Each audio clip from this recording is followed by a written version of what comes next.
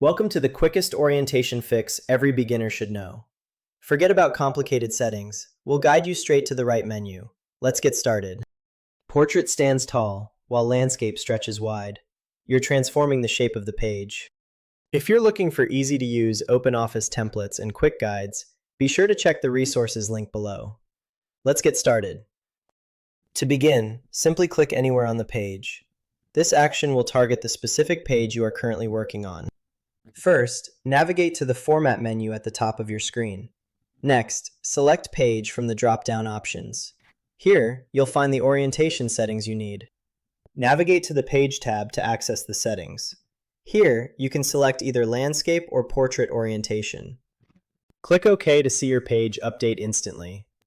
If more than one page changes, that's completely normal. It means you have altered the page style being used. That's the quick orientation change. Once you understand it, you'll find yourself using it all the time.